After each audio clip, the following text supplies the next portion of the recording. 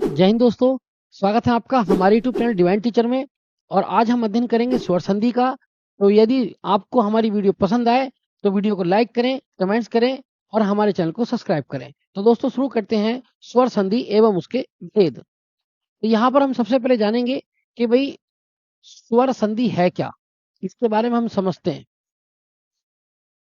स्वर संधि किसे कहते हैं तो आप यहाँ पर समझेंगे, बहुत इंपॉर्टेंट, कि भाई जहां स्वर का स्वर से मेल होता है, जहां स्वर का स्वर से क्या होता है, मेल, वहां पर होती है स्वर संधि। पहली बात तो आपको ये अच्छी तरह से समझ लेनी है कि जहां स्वरों का स्वरों से मेल होता है उसे स्वर संधि कहते हैं। इसके बाद में यहां पर आता है कि भाई स्वर संधि के भेद बताइए। स्वर संधि के भेद आपको याद रखना है। स्वर संधि के मुख्यतः 5 भेद हैं। कितने भेद हैं? 5। नंबर 1 अगर हम देखेंगे तो नंबर 1 आती है हमारे पास में, जिसको बोलते हैं दीर्घ संधि। क्या बोलते हैं? दीर्घ संधि। उसके बाद में दूसरी देखेंगे तो दूसरी आती है हमारे पास में गुण संधि। और तीसरी संधि अगर हम देखेंगे तो उसे कहते हैं हम वृद्धि संधि। और चौथी संधि आती है जिसको कहते हैं हम यड़ संधि। और पांचवी संधि आती है जिसको हम कहते हैं अयादि संधि। क्या बोलते हैं? अयादि संधि। तो मेरे प्यारे दोस्तों, आपको याद करना है कि स्वर संधि किसे कहते हैं। जहां स्वरों का स्वरों से मेल होता है उसे स्वर संधि कहते हैं। उसके बाद में स्वर संधि के कुल कितने भेद है तो स्वर संधि के कुल 5 भेद हैं। जिसमें सबसे पहला आप देखेंगे दीर्घ संधि, दूसरा गुण संधि, तीसरा वृद्धि और आपका चौथा जड़, और पांचवें पर आती है आपकी अयादि संधि। तो एग्जाम में ये क्वेश्चन पूछा जाता है कि निम्नलिखित में से कौन सा स्वर संधि का भेद है या भेद नहीं है। तो आप इसको ध्यान से समझें। दोस्तों यहाँ पर जो हम सबसे पहले स्टार्ट करेंगे वो दीर्घ संधि स्टार्ट करेंगे। तो आज का हमारा जो मेन टॉपिक रहेगा वो दीर्घ संधि का रहेगा। तो इस वीडियो को ध्यान से देखें, आपके लिए बहुत उपयोगी होगी। तो सबसे पहले हम यहाँ पर देखते हैं। तो यहाँ पर हम देखेंगे सबसे पहले अपना दीर्घ संधि। तो हमने यहाँ पर लिया है दीर्घ संधि को। हमें दीर्घ संधि का अध्ययन करना है सर। अगर हम देखें तो यहाँ पर हम अध्ययन करेंगे दीर्घ संधि का, इसको ध्यान से समझना है। भाई सबसे पहले ये समझिए कि दीर्घ संधि का उदय कहाँ से हुआ है, ये कहाँ से निकल के आई है। तो मेरे भाई इसके लिए एक सूत्र आपको याद करना पड़ेगा। वो बहुत महत्वपूर्ण सूत्र है। उस सूत्र के बारे में जानिए। वो सूत्र कहता है क्या? बोले साहब, अकह है सर्वेण है दीर्घा। अकह है सर्वेण है दीर्घा। अर्थात हिंदी का जो उदय हुआ है वो अपभ्रंश भाषा से हुआ है। और हिंदी की जो आदि जननी है वो संस्कृत है। और संस्कृत में जो व्याकरण लिखी थी वो पाणिनि ने लिखी थी। और पाणिनि ने जो भी लिखा अपनी व्याकरण में वो सूत्रों में व्यक्त किया। किसमें व्यक्त किया? सूत्रों में। उसमें से एक सूत्र है अकह श्रवण दीर्घा, जिससे पता चलता है कि अक प्रत्याहार में आने वाले जो शब्द हैं वो दीर्घ संधि का निर्माण करते हैं। इसीलिए आजकल हिंदी में भी ट्रेंड चल रहा है दोस्तों। क्या ट्रेंड चल रहा है? ये पूछा जाता है कि बोले दीर्घ संधि का सूत्र बताइए। इसलिए आप याद रखेंगे अकह श्रवण दीर्घ है, अर्थात अक प्रत्याहार में आने वाले सभी शब्द दीर्घ हो जाते हैं। चलिए खैर, इसको हम डिटेल से समझते हैं कि इस सूत्र का क्या मतलब है। तो मेरे दोस्तों, इस सूत्र का मतलब ये है, ये कहता है सूत्र कि अगर मान लीजिए कोई से भी आ के बाद, कोई से भी आ के बाद कोई सा भी आ जाए, कोई सा भी आ जाए, तो मेरे भाई वो दीर्घ रहेगा, अर्थात बड़ा रहेगा। उसके बाद में कोई सी भी ई के बाद, कोई सी भी ई के बाद कोई सी भी आपके सामने ई आ जाए तो वो बड़ी ई रहेगी।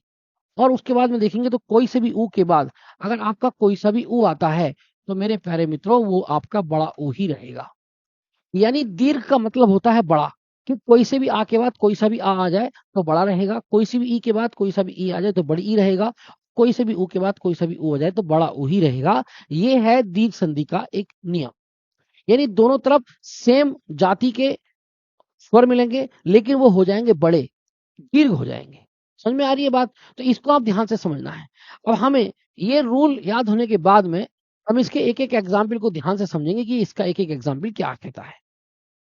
प्यारे दोस्तों, यहाँ पर आपको ध्यान से समझना है पहला क्वेश्चन, यानी पहला उदाहरण। अब यहाँ पर हम एक एक उदाहरण को समझते हैं अच्छी तरीके से। तो यहाँ पर उदाहरण देखेंगे तो सबसे पहला उदाहरण आता है, जैसे आपने पढ़ा होगा। बोले साहब ये लिखा है हिम जमा आलय। क्या लिखा है? हिम जमा आलय लिखा है। क्या लिखा है? हिम जमा आलय। जब इसको आप देखेंगे तो यहाँ मैं में क्या है तो छोटा आ है। उसके बाद में यहाँ पर क्या है तो यहाँ पर बड़ा आ है। यहाँ छोटा आ, यहाँ बड़ा आ। तो एक तरफ छोटा एक तरफ बड़ा, इस बात से मतलब नहीं है। मतलब है कि दोनों तरफ सेम जाति का स्वर होना चाहिए। यानी यहाँ भी आ, यहाँ भी आ। तो भाई यहाँ पर बनेगा बड़ा आ, ये आप समझ लें। जब हम यहाँ देखेंगे तो हमने इसमें से मैं में से ए निकाल लिया तो मैं कैसा बचा? आधा। क्यों? क्योंकि जब किसी व्यंजन में से स्वर खींचा जाता है या स्वर को हटा लिया जाता है तो आधा बचता है। उसके बाद में हम लगाएंगे बड़ा आ, जब बड़ा आ लगाएंगे तो हो जाएगा माँ, और पीछे क्या बच चुका है भैया आपका? ले और ये हो गया हिमालय। क्या हो चुका है? हिमालय। अभी एक एक डिटेल से समझिए, एक एक समझ में आता रहेगा आपको। मैं आपको यहाँ पर कह रहा हूँ दूसरा एग्जाम्पल में समझते हैं। दूसरा एग्जाम्पल मैंने आपके सामने कहा, ये लिखा है पुस्तक जमा आलय, ये पुस्तक जमा आलय लिखा है। ठीक है, पुस्तक जमा क्या लिखा दोस्तों? आलय। तो पुस्तक में आप देखेंगे छोटा आ है, यहाँ पर बड़ा आ है, तो ये बराबर बनेगा बड़ा आ, रूल के मुताबिक। अर्थात दोनों तरफ सेम जाति होगी तो बड़ी जाति बन जाएगी, इसे ही कहते हैं दीर्घ। अब कै में से छोटा आ निकल गया तो आप मेरे मित्रों, आप यहाँ पर देखेंगे कै बचा आधा। जैसे आप बड़ा आ लगाएंगे तो का हो जाएगा पूरा। ये बात आप ध्यान में रखनी है। जब किसी व्यंजन से स्वर हटाया जाता है आधा हो जाता है, और जब उसमें कोई स्वर लगाया जाता है तो वो पूरा हो जाता है। ठीक है, और उसके बाद में क्या बचा? ले और ये। तो ये मेरे प्यारे दोस्तों ये हो गया पुस्तकालय। क्या बन चुका है? पुस्तकालय। यहीं पर हम बहुत सारे एग्जाम्पल को समझेंगे, तो आप एक एक एग्जाम्पल को ध्यान से समझते रहिए, एक एक एग्जाम्पल समझ में आता रहेगा। जैसे मान लीजिए मैं आपके सामने कहता हूं, ये लिखा मैंने परम जमा आत्मा। परम जमा क्या लिखा दोस्तों? आत्मा लिखा। परम जमा आत्मा। हम इसको कैसे करेंगे? तो यहाँ परम में, यहाँ मैं में छोटा आ है, यहाँ पर दोस्तों बड़ा आ है, तो बराबर वो बनेगा बड़ा आ। क्या बनेगा? बड़ा आ। यानी दोनों तरफ आ होगा तो बड़ा ही आ रहेगा, ये ध्यान रखें। जैसे आप यहाँ पर देखेंगे तो यहाँ ए निकल गया तो आप देखेंगे मैं कैसा बचा? आधा। जब आप बड़ा आ लगाएंगे तो ये हो जाएगा माँ, और पीछे क्या बचा? तमा। क्यों बचा तमा? क्योंकि मेरे भाई इसमें से बड़ा आ निकाल दिया आपने। ये हो गया परमात्मा। इसी प्रकार से अगर आप देखेंगे तो यहाँ पर आता है आपका देव जमा आलय। क्या बोला मैंने? देव जमा आलय। ये देखा, यहाँ पर लिखा है मैंने देव जमा आलय लिखा। तो मेरे प्यारे भाई अगर देखेंगे तो वह में क्या है? छोटा आ, इसमें क्या है? बड़ा आ, तो ये बराबर बनेगा बड़ा। यानी अगर आप यहाँ पर देखें तो इसमें से ए निकल गया, जब इसमें से क्या निकला? इसमें से ए निकला, तो ये वह कैसा बचा? ये वह बचा आधा। उसके बाद में आप देखेंगे यहाँ पर बड़ा आ लगाएंगे तो ये हो जाएगा वाह। पीछे क्या बचा? तो दोस्तों ये बचा ये और लय। ये हो गया देवालय। देव जमा आलय बराबर देवालय। इसके बाद में और भी समझते हैं बहुत सारे। अभी हम सिर्फ और सिर्फ पहले वाले नियम को ही सीख पा रहे कि पहला वाला नियम क्या है। यहाँ पर देखेंगे एक आता है, यहाँ पर मैंने लिखा धर्म जमा अर्च। यहाँ पर धर्म जमा क्या लिखा? अर्च। ठीक है दोस्तों, तो इसको कैसे बनाते हैं? तो यहाँ धर्म में क्या आ रहा है? छोटा आ रहा है। आप सोच रहे होंगे धर्म के ऊपर रै है, तो रै की क्या है? रै स्वर नहीं है बल्कि व्यंजन है। तो इस मैं में छोटा आ है, तो यहाँ पर देखेंगे ये वाला भी छोटा आ है, तो बराबर ये क्या बनेगा? ये बनेगा भाई आपका बड़ा आ। क्या बनेगा? बड़ा आ बनेगा। समझ में आ रहा है? तो यहाँ पर आ, यहाँ भी आ, तो क्या बनेगा? बड़ा आ बनेगा। जब बड़ा आ बनेगा तो यहाँ से मैं में से जब ए निकल गया तो मेरे भाई आपका मैं कैसा बचा? आधा। जैसे आप बड़ा आ लगाएंगे ये हो जाएगा माँ, और रे आपका चल ही रहा है, और पीछे क्या बचा? तो ये क्या हो गया? धर्मार्थ। क्या हो गया? ये हो गया धर्मार्थ शब्द। जैसे आप यहाँ पर देखेंगे एक शब्द आता है, बोले साहब प्रेक्षा जमा आगार। प्रेक्षा जमा आगार शब्द आता है। प्रेक्षा जमा आगार शब्द आता है, तो मेरे भाई अगर आप देखेंगे छा में क्या है? बड़ा आ है, उसके बाद में भी यहाँ भी बड़ा आ है, तो दोनों तरफ आ होना चाहिए, यानी सेम जाति होनी चाहिए, तो ये बन जाएगा श्रीमान आपका बड़ा आ। जब छा में से जब छा में से आ निकल गया तो छा कैसा बचा? आधा। क्यों? क्योंकि स्वर निकलता तो आधा हो जाता, फिर वापिस बड़ा आ लगेगा तो छा हो जाएगा पूरा, और पीछे क्या बचा? गार। तो आप देखेंगे ये क्या है? ये है प्रेक्षागार। तो मेरे भाई यहाँ पर हमने जो बातें की वो केवल छोटे आ और बड़े आ की बातें की। तो यहाँ पर नियम नंबर 1 को हमने अच्छी तरह से जाना। इसके बाद में हम यहाँ पर देखते हैं और भी थोड़ी सी शब्दों को। यहाँ पर हम अगले वाले देखते हैं ई वाले को। जैसे हम ई वाले को देखेंगे, मैं आपके सामने यहाँ पर कहता हूँ, ये लिखा है रवि जमा ईश। रवि जमा क्या लिखा मैंने? ईश लिखा। अगर हम इसको ध्यान से देखेंगे तो मेरे प्यारे दोस्तों इस वह में छोटी ई मौजूद है, इसमें आपकी बड़ी ई मौजूद है। तो ये दोनों तरफ अगर ई ई है तो भैया ये बड़ी ई रहेगी। अगर दोनों तरफ ई है तो क्या रहेगी? बड़ी ई रहेगी। अगर हम देखेंगे तो इसमें से ई निकल गई तो वह कैसा बचा सर? आधा बचा। आप बड़ी ई लगाएंगे इस तरीके से ऐसे करके, और पीछे क्या छोड़ देंगे सर? से। ये हो गया रवीज। क्यों? क्योंकि हम यहाँ से ई छीन ली है, रवीज बन गया। अब जैसे हम देखेंगे अगला अक्षर तो हमारे पास आता है ये वाला, ये लिखा है मुनि जमा ईश। ये मुनि जमा ईश लिखा दोस्तों। जब मुनि जमा ईश लिखा है तो यहाँ मुनि में सर छोटी ई निकल गई, यहाँ पर बड़ी ई निकल गई, तो आखिरकार वो क्या बनेगी? बड़ी ई बनेगी। और जब ई निकल गई तो आप देखें ये न कैसा रह गया? आधा, क्योंकि इसमें से ई छीन ली। जब हम बड़ी ई लगाएंगे तो बड़ी ई इधर को लगेगी, और जब स्वर लगेगा तो शब्द हो जाए, अक्षर हो जाएगा पूरा, और पीछे क्या बचा? तो ये बचा स। ये हो गया सर 19 शब्द हो गया। इसी प्रकार से अगर हम देखेंगे यहां पर आता है एक शब्द और, जैसे आप देखेंगे ये लिखा है नदी जमा ईश लिखा, नदी जमा क्या लिखा, ईश लिखा, हमने लिखा नदी जमा ईश। तो मेरे प्यारे दोस्तों अगर हम यहाँ पर देखेंगे तो यहाँ पर बड़ी, यहाँ पर छोटी, यहाँ पर बड़ी ई है और यहाँ पर भी बड़ी ई है, तो बराबर क्या बनेगा, वो बड़ी ई बनेगा। यानी दोनों तरफ सेम सेम सिचुएशन होनी चाहिए। तो जब हमने बड़ी ई छीन लिया तो मेरे प्यारे भाई दै कैसा बचा, आधा, यहाँ बड़ी ई लगाएंगे इस तरीके से और फिर उसके बाद में क्या बचेगा, सतही हो जाएगा नदीश। क्या बन जाएगा ये, तो मेरे प्यारे भाई ये बन जाएगा नदीश। अब यहाँ पर एक शब्द और आता है, जैसे हम देखेंगे तो एक शब्द है, आप उस शब्द को और देख लीजिए, ये परिजमा इक्षण, ये शब्द है, जैसे मैंने आपके सामने कहा परिजमा इक्षण, ये इक्षण शब्द है, परिजमा इक्षण शब्द लिखा है। तो परिजमा इक्षण को समझते कैसे करेंगे, तो हमने इसमें से ई छीन ली, यहाँ पर बड़ी ई निकली, तो बराबर वो क्या बनेगी सर, बड़ी ई बनेगी। क्या बनेगी सर, बड़ी ई बनेगी। तो जब हमने इसमें से ई निकाली तो हमारे पास में रै कैसा बचा, आधा। जब बड़ी ई लगाएंगे इस तरीके से तो रै हो जाएगा सर पूरा, क्योंकि स्वर हटा तो आधा, स्वर लगेगा तो पूरा। उसके बाद में क्या बचा, क्षण। तो सर आप देख रहे होंगे ये हो गया आपका परीक्षण। क्या बनेगा दोस्तों, तो ये बन चुका है आपका परीक्षण। उम्मीद है आपको मेरी बात समझ में आ रही होगी। तो यहाँ पर अगर हम देखेंगे तो परिजमा इक्षण ये बन चुका है, तो हमने दूसरा नियम भी सीखा। अब हम तीसरे नियम की तरफ चलते हैं। तो तीसरा नियम क्या कहता है, इसके बारे में समझते हैं दोस्तों। यहाँ तीसरा नियम कह रहा है सर क्या, कि बोले भाई जैसे हम कह रहे हैं कि लिखा है आपका भानु और लिखा है आपके सामने ये दय है, ये भानु जमा उदय। अब यहाँ पर अगर हम देखेंगे तो भानु में छोटा ऊ है, यहाँ पर भी छोटा ऊ है, तो ये बराबर बनेगा बड़ा ऊ। क्या बनेगा, बड़ा ऊ बनेगा सर। जब ऊ निकल गया तो आप देखेंगे न कैसा बचा, आधा बचा। जब ऊ लगाएंगे बड़ा ऊ तो ये ऐसे हो जाएगा और ये दय है, क्या हो जाएगा ये सर, भानुदय हो जाएगा। ये भानुदय बन गया। यहाँ पर एक शब्द और देखेंगे तो ये लिखा है आपका वधु जमा उत्सव, ये वधु जमा उत्सव लिखा है, वधु जमा उत्सव लिखा है। तो अगर हम देखेंगे वधु में छोटा ऊ है, यहाँ भी छोटा ऊ है, तो बराबर ये बन जाएगा बड़ा ऊ। जब दोनों के बराबर बड़ा ऊ बनेगा, वह धै रहेगी आधा, जब बड़ा ऊ बनेगा ऐसे करके और ये हो जाएगा पीछे तसव, तो क्या हो जाएगा, वधुत्सव हो जाएगा। दोस्तों क्या बन जाएगा ये बन जाएगा वधुत्सव। यहाँ पर अगर हम देखेंगे तो बहुत सारे हमारे पास एग्जाम्पल हैं, जैसे हम देखेंगे लघु जमा ऊर्मी, यहाँ पर शब्द है हमारे पास लघु जमा ऊर्मी। अगला शब्द हम ले रहे हैं, तो हमने यहाँ पर शब्द देखा है कि भाई ये लिखा है लघु और ये लिखा है हमारे पास में ऊर्मी, लघु जमा ऊर्मी लिखा है। तो अगर हम इसको देखने की कोशिश करेंगे तो यहाँ लघु में छोटा ऊ निकाल लिया आपने, यहाँ बड़ा ऊ है। आखिरकार दोनों तरफ अगर ऊ होता है तो सर बड़ा ऊ लिखते हैं। क्या लिखते हैं सर, बड़ा ऊ। जब बड़ा ऊ लिखेंगे तो यहाँ ऊ हट गया, तो आप देखेंगे घ कैसा बचा, आधा। जब बड़ा ऊ लगाएंगे तो ये हो जाएगा इस तरीके से और ये मई मी, तो ये सर आप देखेंगे ये हो जाएगा लघुर्मी। क्या हो जाएगा सर, ये लघुर्मी बन जाएगा। यहाँ पर देखेंगे अनु जमा उदित, एक शब्द आता है अनु जमा उदित, यहाँ देख लीजिए ये लिखा है सर अनु और जमा ये लिखा है आपका उदित, अनु जमा उदित। मेरे प्यारे भाई बहुत आसान है, अनु में छोटा ऊ आ रहा है, यहाँ भी छोटा ऊ आ रहा है, तो बराबर ये बनेगा बड़ा ऊ। जब इसमें से ऊ छीन गया तो आप देखेंगे न कैसा बचा, आधा। जब आप बड़ा ऊ लगाएंगे तो न हो जाएगा पूरा और पीछे क्या बचा, ये बचा आपका दित, तो हो गया सर ये अनुदित। क्या बन चुका है, ये बन चुका है सर आपका अनुदित। तो मेरे प्यारे दोस्तों ऐसे करके बहुत सारे शब्द हैं जिनको आप इन सोल्यूशन कर सकते हैं। देखिए दोस्तों आगे शुरू करते हैं। यहाँ पर अगला टॉपिक कंसेप्ट आएगा आपका, जिसको बोलते हैं गुण संधि। कौन सी संधि, अगली संधि, अगली संधि है हमारे पास में गुण संधि।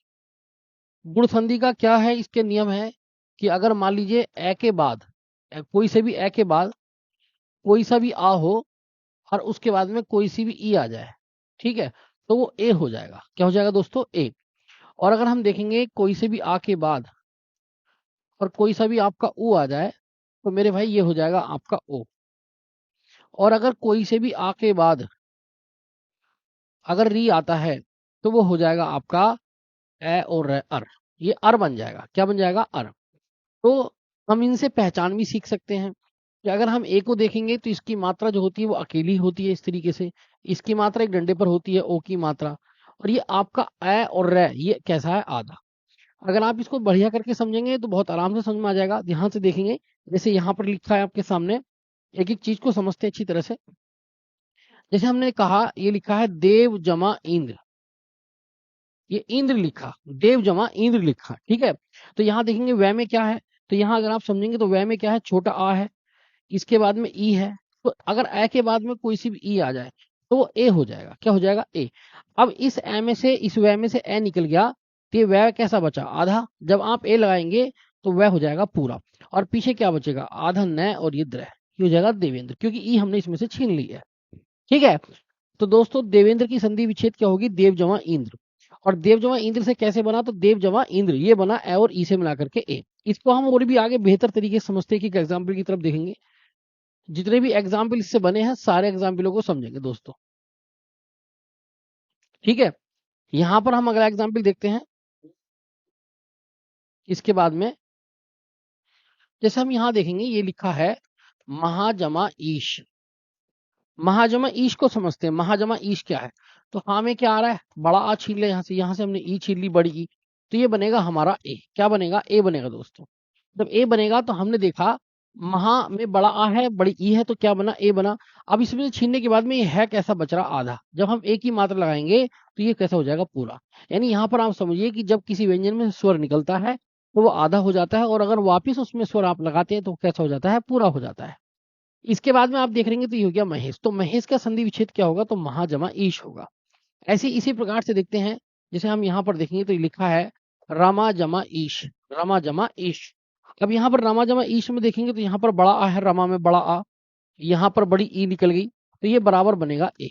जब बराबर ए बनेगा तो आ निकल गया, तो मैं कैसा बचा, आधा। जब ए लगाएंगे तो मैं हो जाएगा पूरा, क्योंकि स्वर लगेगा तो पूरा हो जाएगा। और ये आपका श, तो ये हो गया आपका रमेश। क्या हो गया, रमेश हो गया। एक शब्द बहुत इंपॉर्टेंट है, आप उस शब्द की तरफ देखिए। एक शब्द और आ वाला बनाते हैं। जैसे एक शब्द देखेंगे तो शब्द आता है जिसको कहते हैं राका जमा ईश, राका जमा ईश, इसको समझते हैं। ये कई बार आया है, राका जमा ईश किसकी संधि विच्छेद है। तो राका में क्या आ रहा है सर, बड़ा आ रहा है, उसके बाद में क्या आ रहा है, बड़ी ई आ रहा है, तो ये बनेगा ए। क्या बनेगा, ए बनेगा। जब हम इसमें से आ निकाल लेंगे, ये क्या बचेगा, आधा। जब आप ए लगाएंगे तो क्या हो जाएगा, पूरा। और पीछे क्या है सर, ये है आपका श, तो ये हो जाएगा आपका राकेश। क्या बन जाएगा, राकेश। तो राकेश का संधि विच्छेद क्या दोस्तों, अच्छी तरह याद रखेंगे, वो है राका जमा ईश। इसके बाद में आप देखेंगे तो यहाँ पर आता है अगला, हम आ के बाद में ऊ का देखते हैं। जैसे ऊ का, जैसे हम देखेंगे ये लिखा है महाजमा ऊर्जा। महाजमा ऊर्जा को समझते हैं, महाजमा ऊर्जा।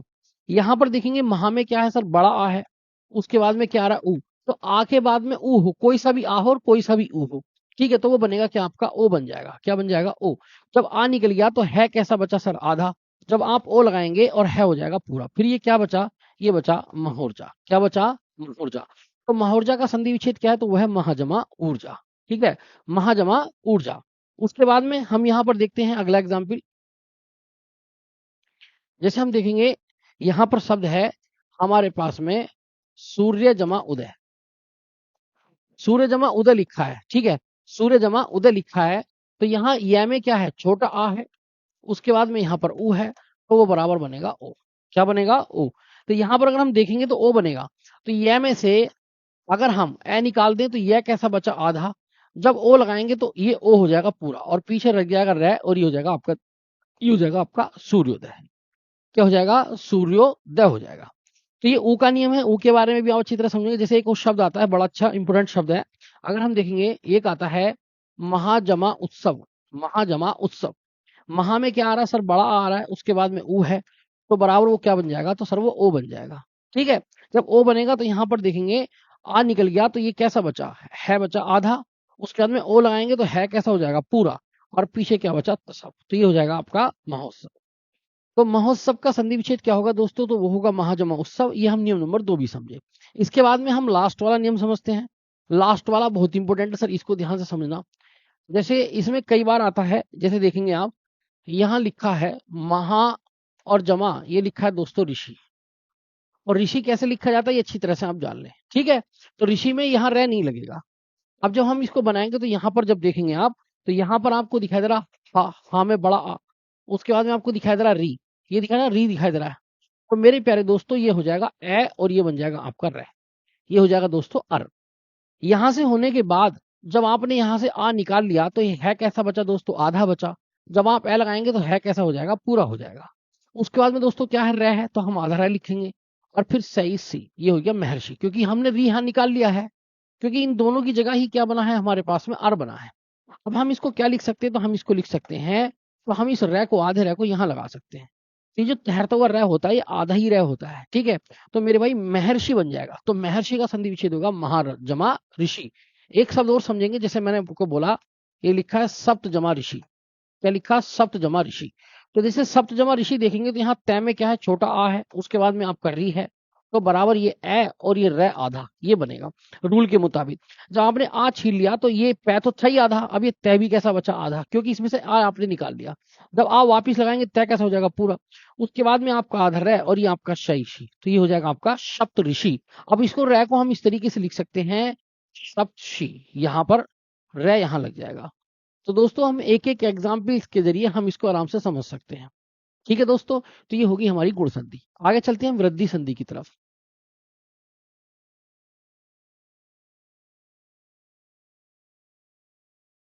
देखिए अगली संधि है हमारे पास में वृद्धि संधि। अब वृद्धि संधि के एक मात्र दो नियम है, उन दो नियमों को अगर आप पढ़ लेंगे तो बहुत आसान है, इससे आप पहचान भी कर सकते हैं। जैसे आप देखेंगे कि भाई कोई से भी आ के बाद में, कोई से भी आ के बाद में कोई सा भी ए आए, ठीक है, तो वो बड़ा ए बनेगा। क्या बनेगा? बड़ा आई बनेगा। यहाँ पर दूसरा नियम है कि कोई से भी आ के बाद में अगर मान लीजिए कोई सा भी ओ आता है, कोई सा भी ओ, तो मेरे भाई वो बनेगा बड़ा औ। क्या बनेगा? औ बन जाएगा। ठीक है। अब जैसे आप यहाँ पर समझने की कोशिश करें, ये मात्र दो ही नियम है वृद्धि संधि में, और वृद्धि संधि स्वर संधि में सबसे आसान है। इसे आप बहुत बेहतर तरीके से सीख सकते हैं दोस्तों। जैसे आप यहाँ पर देखेंगे, यहाँ पर मैंने कहा वनय जमा औषध, यहाँ पर औषध बोला, यहाँ जमा कैसी कह लीजिए, धन कह लीजिए। तो अगर हम यहाँ पर देखेंगे तो यहाँ पर न है, न में छोटा आ है, ठीक है, उसके बाद में यहाँ पर क्या है? तो ये आपका क्या है? औ है। ठीक है, तो ए के बाद में कुछ भी आए, यानी कोई सा भी ओ आए, तो मेरे भाई वो बनना क्या है? तो वो बनना आपके पास में औ है। क्या बनना है? औ। तो यहाँ पर आप देखेंगे तो आपने यहाँ से ए छीन लिया, तो ये आपका न कैसे रह गया? आधा।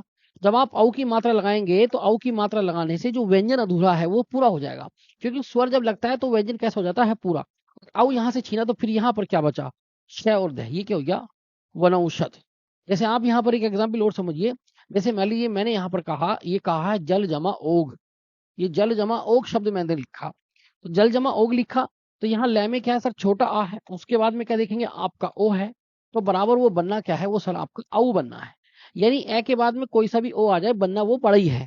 जब वहां देखेंगे ए में से, इसमें से ए निकल गया, तो आपका लय कैसा बचा? आधा। जब आप ओ लगाएंगे इस तरीके से लय हो जाएगा पूरा, क्योंकि जब मात्रा लगेगी तो व्यंजन भी पूरा हो जाएगा दोस्तों। उसके बाद में ये क्या है? गहत, ये हो गया आपका जलोग। तो ये दो मात्रा है, तो दो मात्रा लगी तो ये हो जाएगा जलोग है। क्या हो जाएगा? जलोग है। इसके बाद में अगर हम देखेंगे तो यहाँ पर बहुत सारे शब्द आते हैं। अब यहाँ पर ये समझते हैं, जैसे कि हमने देखा ये लिखा है आपका तथा जमा एव है, तथा जमा एव है। तो तथा में क्या है सर? बड़ा आ है, उसके बाद में क्या है? ए है, तो बराबर वो बनना है आई। कि आ के बाद में कोई सा भी ए बड़ा ही बनना है, ये रूल है सर पहला वाला। यहाँ पर अगर आप देखेंगे तो यहाँ से आ निकल गया, ये थ कैसा बचा? आधा। जब आप आई लगाएंगे इस तरीके से, आई की मात्रा, तो आई की मात्रा इस तरीके से होती है, तो थ पूरा हो जाएगा सर। उसके पास में क्या है? वह, ये हो गया तथ्य। क्या हो गया आपका? तथ्य हो गया। जैसे आप यहाँ देखेंगे, यहाँ पर लिखा है आपका सदा, और जमा लिखा है सर एव, सदा जमा एव लिखा है सर। तो दा में सर बड़ा आ आता है, उसके बाद में क्या आ रहा है सर? ए आ रहा है, तो ये बन जाएगा आपका आई। यहाँ पर देखेंगे से दे रह गया कैसा सर? आधा। जब आप आई लगाएंगे आई इस तरीके से, तो ये पूरा हो जाएगा और पीछे हो जाएगा आपका वह, ये हो जाएगा आपका सदैव। ठीक है। यहाँ पर बहुत अच्छा इंपोर्टेंट आप इसको समझेंगे। जैसे और भी मैं आपको एग्जाम्पल समझाता हूँ। जैसे एक शब्द आता है बहुत इंपोर्टेंट, कई बार आ गया है, एकदा जमा एव, ये लिखा है आपका एकदा और जमा एव।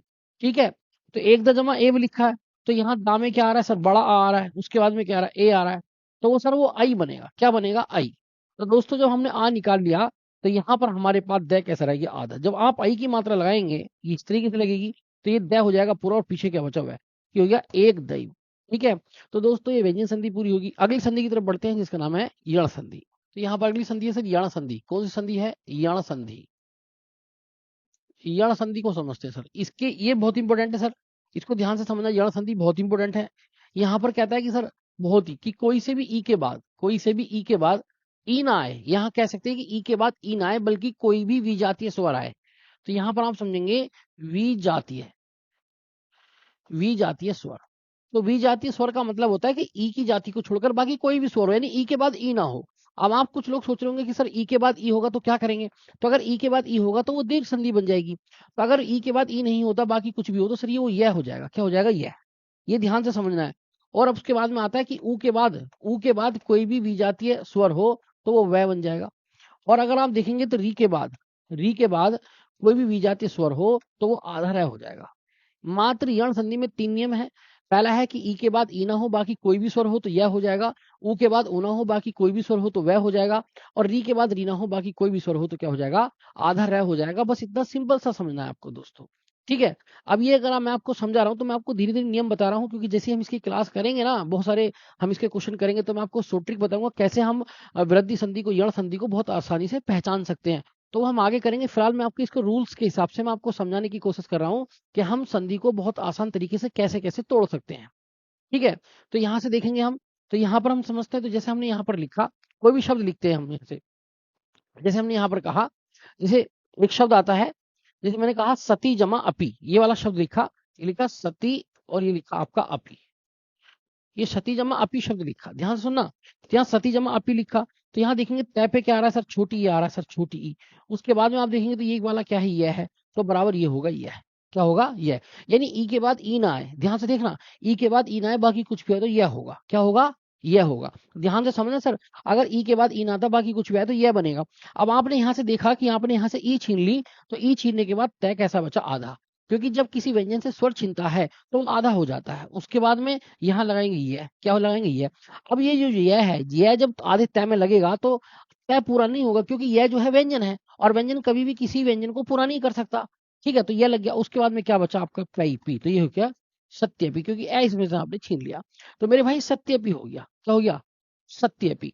एक शब्द और समझते हैं, जैसे हमने यहाँ पर कहा, यहाँ पर मैंने आपसे कहा ये लिखा है अति जमा अधिक, ये लिखा है सर आपका अति जमा अधिक लिखा है।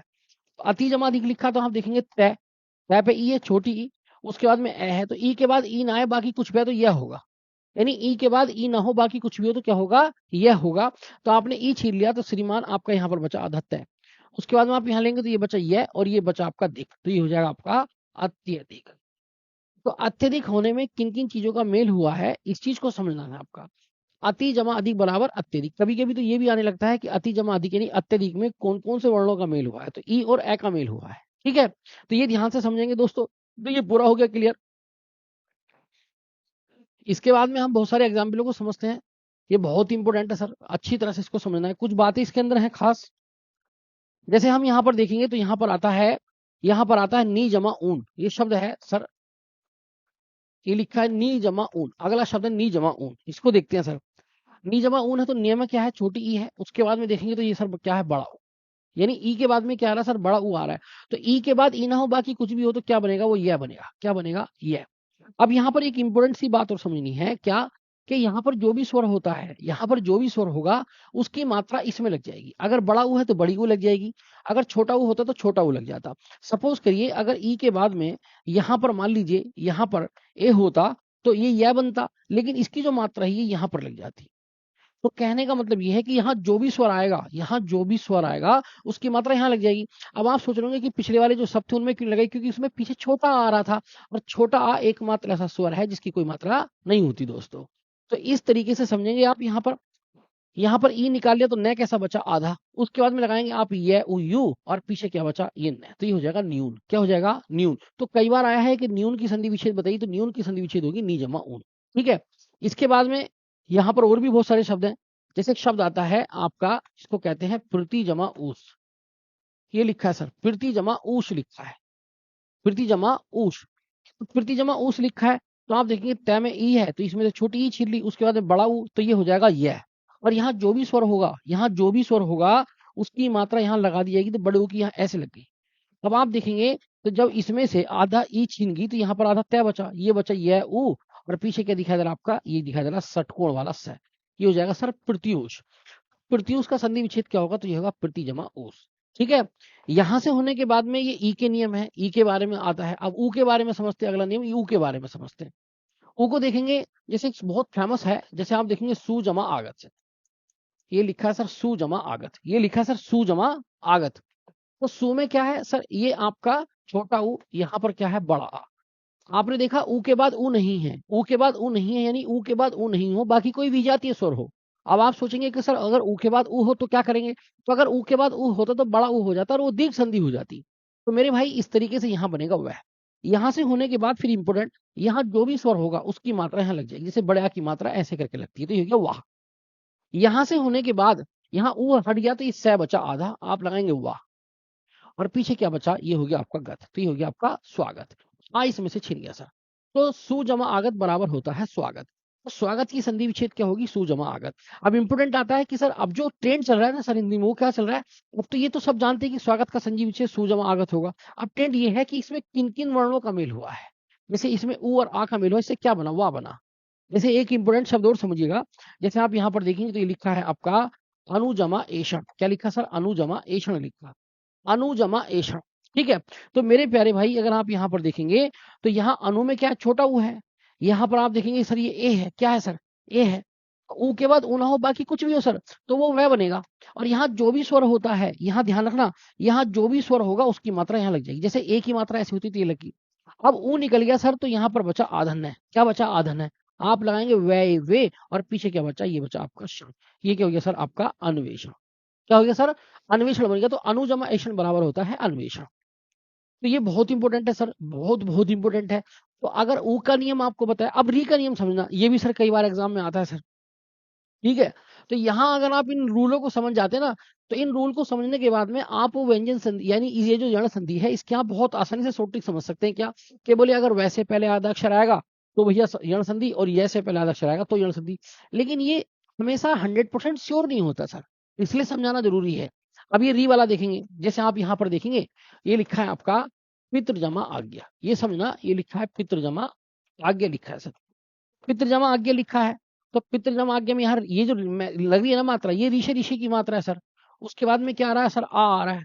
तो आपको मैंने बताया कि अगर री के बाद री ना है, बाकी कुछ भी है रूल के मुताबिक, तो सर उसमें रे बन जाएगा, वो भी आधा। जब आधा रे बनेगा तो यहाँ जो भी स्वर होता है, ये इंपोर्टेंट समझना सर, ये जो आप देखेंगे, ये जो होता है ना सर, यहाँ जो भी स्वर होता है उसकी मात्रा यहाँ लगेगी। अब बड़े आ की मात्रा इसमें लगेगी तो हो जाएगा रा। और रा लगने से, ये इंपोर्टेंट समझना, रा लगने से जो व्यंजन होता है वो कैसा हो जाता है, पूरा हो जाता है। क्या हो जाता है सर, पूरा। जब हम इसको बनाएंगे ध्यान से समझना, तो यहाँ पर देखेंगे पे ई, और ये री निकलने के बाद में तय कैसा बचा सर, तो तय बचा आधा। आप लगाएंगे रे रा, रा, और पीछे क्या है आपका गया, ये बचा गया। अब आप सोचेंगे सर गया क्यों बचा, क्योंकि आ यहाँ छिन गया, क्योंकि री और आ को मिलाकर तो रा बना। अब यहाँ से देखने के बाद में समझना है, बहुत इंपॉर्टेंट, यहाँ आधा तय और क्या है, रे है। तो आप समझेंगे कि आधे तय और रे से मिलकर के बनता है क्या, त्रय तरसूल। ये त्रय, ये संयुक्त व्यंजन है त्रय। तो त्रय जो बनता है तय और रे से मिलकर बनता है, ये मैंने शॉर्ट ट्रिक बताई। जब इसको बनाएंगे तो ये पितृ, और ये आपका आज्ञा, ये हो गया आपका पितृ आज्ञा। दोस्तों ये बन जाएगा पितृ जमा आज्ञा बराबर पितृ आज्ञा। ठीक है। तो बहुत आसान है। इसी तरीके से अगर हम देखेंगे तो यहाँ पर शॉर्ट ट्रिक लोग बना देते हैं, बोले क्या, बोले अगर त्रय तरसुल कहीं पर बीच में मिल जाए तो समझ लो उसमें यण संधि है। अरे भाई बहुत सारे शब्द हैं ऐसे जिनमें त्रय तरसुल होने के बाद भी वो यण संधि नहीं है। तो इन चीजों को शॉर्ट ट्रिक ना समझ के अगर आप बेसिक कंसेप्ट पे जाएंगे ना, तो आपको जरूरत ही नहीं पड़ेगी, आप एक एक शब्द को बिल्कुल श्योर कर सकते हैं। जैसे हम यहाँ पर देखेंगे, यहाँ पर मैंने बोला मात्र जमा आनंद, ये शब्द है मात्र जमा आनंद, ये मैंने बोला सर। तो मात्र जमा आनंद बोला, तो यहाँ देखेंगे त्रय, तो त्रय में क्या आ रहा है, ऋषि ऋषि आ रहा है। यहाँ पर बड़ा आ है तो बनेगा आधा रे, क्योंकि री के बाद रीना है, बाकी कुछ भी तो रे बनेगा। लेकिन अगर हम देखें तो यहाँ पर जो स्वर होता है उसकी मात्रा यहाँ लग जाएगी, हो जाएगा रा, और रा लगने से ये रे हो जाएगा पूरा। क्या हो जाएगा, रे पूरा हो जाएगा।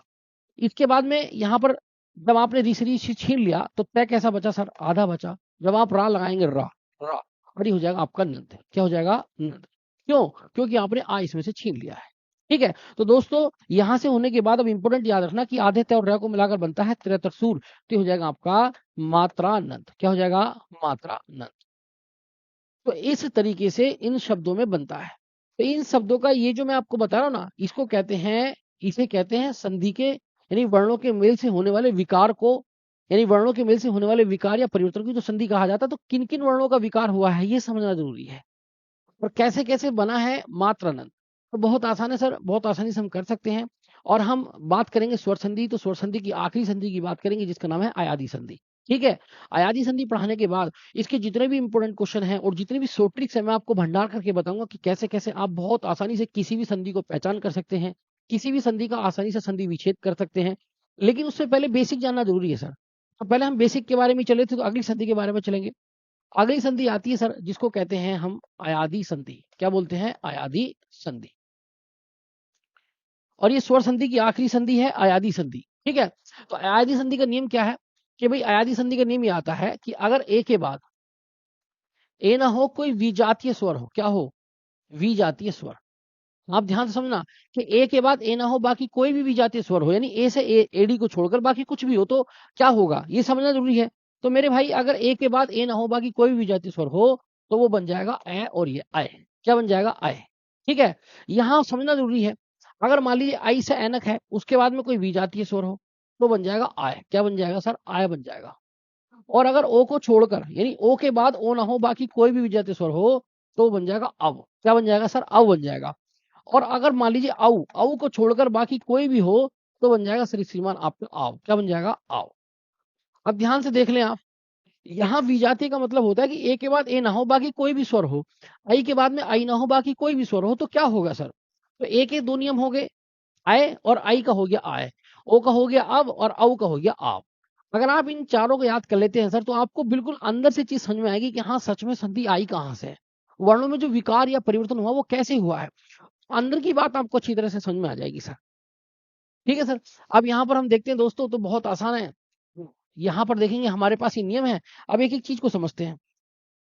जैसे हमने यहाँ पर लिखा तो ये लिखा है विधेय जमा अक, विधेय जमा अक लिखा, ध्यान से समझना सर, ये बहुत इंपॉर्टेंट शब्द है सर, बहुत इंपॉर्टेंट। अभी आपको बताएगा कि सर ये त्रुटि कहाँ आती है संधि के अंदर। तो विधेय में देखेंगे तो ये वाली जो मात्रा है दो वाली आई की है, इसके बाद में क्या है, ए है, क्या है, ए। तो मेरे भाई आई के बाद में क्या है, ए, यानी आई के बाद में आई ना है बाकी कोई भी विजाति आता है तो आप उसके मुताबिक देखेंगे तो वो क्या बनेगा, वो बन जाएगा आपका आय। यहाँ देखें आई के बाद में बनेगा तो क्या बनेगा, आय बनेगा।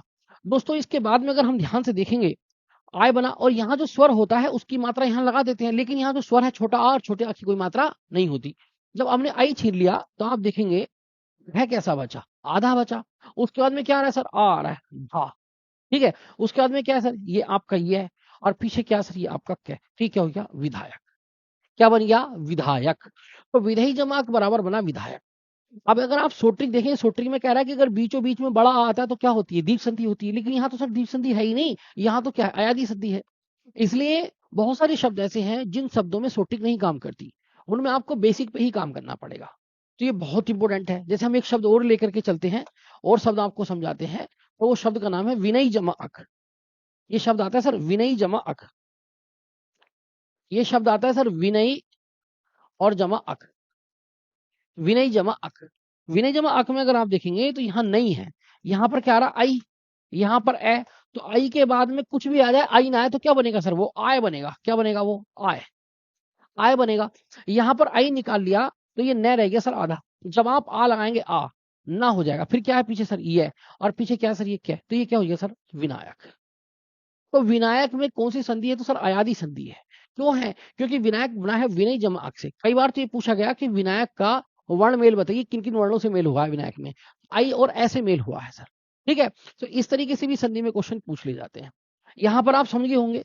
इसके बाद में आप छोटे छोटे चीजों को समझिए। जैसे आप देखेंगे यहाँ पर हमने बोला है भो जमा अन, ये बोला है भो जमा अन, भो जमा क्या बोला सर, अन बोला। यहाँ से देखेंगे तो यहाँ औ है, यहाँ सॉरी ओ है, यहाँ ओ के बाद में क्या सर, ए है। तो आप देखें कि ओ के बाद ओ ना हो बाकी कुछ भी हो तो वहां पर क्या बनेगा, तो सर वो ए और वह बनेगा अब, क्या बनेगा, अब बनेगा। अब यहाँ देखेंगे तो ओ निकल गया तो भय कैसा बचा, आधा। जब ए लगाएंगे तो भय हो जाएगा पूरा, और पीछे क्या सर, ये वह, और यहाँ पीछे क्या है, न। क्यों, क्योंकि हम यहाँ पर ए छीन चुके हैं, ए छून चुके हैं।